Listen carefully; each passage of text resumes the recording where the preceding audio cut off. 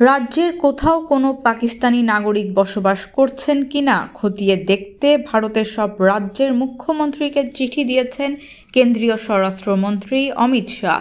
Bundle থাকলে প্রতি সেনমানিতে টাকা বাঁচবে। বিকাশ সেনমানি বান্ডেল কিনে জিতুন প্রতি লেনদেনে। কোনো রাজ্যে কোনো পাকিস্তানির সন্ধান পাওয়া মাত্রই তাকে পত্রপাঠ দেশে ফেরত পাঠানোর নির্দেশও দিয়েছেন তিনি। চিঠিতে বলা হয়েছে, রাজ্যে থাকা পাকিস্তানিদের শনাক্ত করুন এবং দ্রুত তাদের দেশে ফেরত পাঠানোর ব্যবস্থা করুন। স্বরাষ্ট্র মন্ত্রণালয় সূত্রে জানা গেছে, শুক্রবার দিল্লিতে সব রাজ্যের মুখ্যমন্ত্রীর সঙ্গে বৈঠক করেছেন অমিত শাহ। তারপর শুক্রবার দিলেন এই চিঠি।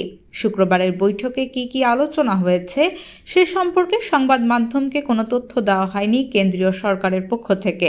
এদিকে গত 22 এপ্রিল ভারতের জম্মু ও কাশ্মীরের পেহেলগাম জেলার বৈশরণ উপত্যকার ভয়াবহ এক জঙ্গি হামলায় 26 জন পর্যটক নিহত হন। ঘটনাচক্রে পেহেলগামে হামলার কয়েকদিন আগে ইসলামাবাদে এক অনুষ্ঠানে কাশ্মীরকে পাকিস্তানের গলার ধমনী বলে উল্লেখ করে দেশটির সেনাপ্রধান জেনারেল আসিম মুনির বলেছিলেন, পুরো জম্মু ও কাশ্মীর অবশ্যই একদিন পাকিস্তানের অন্তর্ভুক্ত হবে।